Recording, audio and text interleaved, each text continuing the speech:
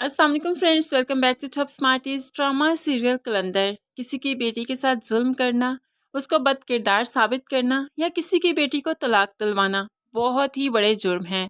तलाक तो वैसे ही अल्लाह को पसंद नहीं और बद किरदारी भी नहीं। आज उर्फी के बाप ने अपनी बीवी को बहुत ही बुरी तरह से जब डांटा तब कहने लगा, खुदा का खौफ खाओ, तुम भी एक बेटी की माँ हो।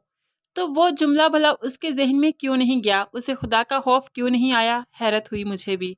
बड़ी ढिठाई से यहाँ पर जूही जो मिठाई का डब्बा लेते हुए शफक के घर जाती है और बड़ी ही ढिठाई से उसे सब कुछ बता देती है, जैसे कि उसे खौफे खुदा है ही नहीं, जैसे कि वो बिल्कुल भूल चुकी है कि खुदा की ज़ात भी ऊपर बैठी है।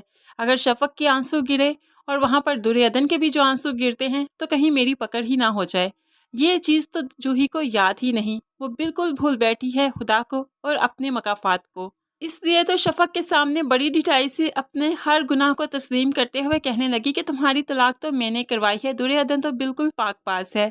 जैसे ही जूही उसके घर से निकली फूट फूट कर रोने लगी ये शफक। और क्या उसके आंसू ऊपर अर्श तक नहीं गए? क्या उसने अर्श को नहीं हिला दिया? हिला दिया, बिल्कुल हिला दिया, दुर्योधन के आंसुओं ने और शफक के आंसुओं ने। तभी तो ये जूही ठीक ठाक घर पहुंच ही नहीं सकी।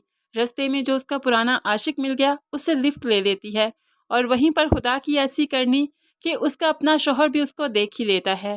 तो यहाँ पर बहुत ही गुस्से में आ जाता है कि उसको फ़ौरन तलाक देना चाहता है इसी बद किरदारी की वजह से, क्योंकि जूही ने जो बोया, जैसा बोया वही और वैसे ही काटेगी।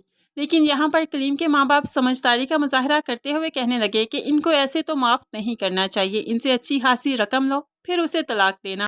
और देखा जाए तो सफ़िया बेगम और जूही के साथ होना भी ऐसा ही चाहिए। अब बहुत ही चालाकी से करीम काफ़ी ज़्यादा जो रकम निकलवाएगा और बाद में तलाक का परवाना जो जूही के हाथ में थमाएगा, फिर ही तो असल मज़ा आएगा।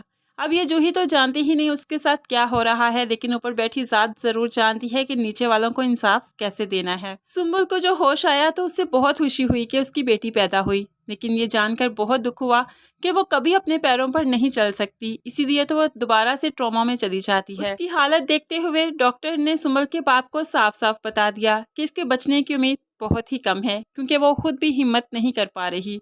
ऐसे में बाप रोता हुआ जो घर आया तो यहाँ पर सफ़िया बेगम अलग से इस पर चढ़ाई करती हैं कि बेटा होता फिर तो खुशी होती, क्या पैदा किया तुम्हारी बेटी ने?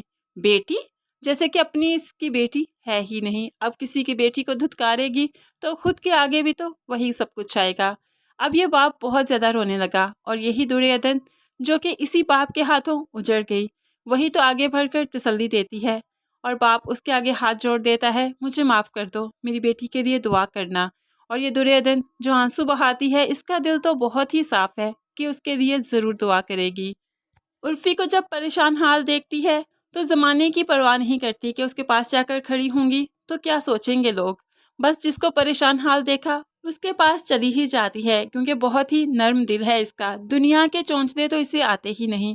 इसलिए उसके पास जाकर कहने लगी, बहुत अफसोस है मुझे, मेरी वजह से आपने अपना घर खराब कर लिया। तभी उर्फी कहने लगा, तुम्हारी वजह से नहीं, शफक की नासमझी की वजह से, उसके शक की वजह से उसका घर खराब हुआ, तुम्हारी वजह से कुछ नहीं हुआ। उर्फी बिल्कुल वाकिफ़ है दुर्योधन की पाकबाजी से और दुर्योधन के किरदार से। वो तो खौफज़दा है उस वक्त से कि जब इसके आंसू, इसका सब्र टूटकर इस घर पर गिरेगा तो आखिर क्या होगा। तो अब गिरने ही तो वाला है ये सब्र, अब सब कुछ बर्बाद होने ही तो वाला है, बस ज़रा सी देर, फिर इन सब लोगों को समझ आ जाएगा कि मकाफात क्या होता है और कैसे कैसे सामने आता है। फ्रेंड्स, आप इस बारे में क्या समझते हैं? कि आप मकाफात वाकई इस दुनिया में होता है या ये सिर्फ ड्रामा है? ज़रूर कमेंट्स में बताइएगा। मज़ीद वीडियोस के लिए चैनल को सब्सक्राइब करके साथ ही बेल का नोटिफिकेशन ज़रूर प्रेस कर दें, ताकि आने वाली हर वीडियो बहुत आसानी से देख सकें। दुआओं में याद रखिएगा, अपना बहुत सारा ख्याल रखिएगा। नई वीडियो तक के लिए अल्लाह हाफिज़।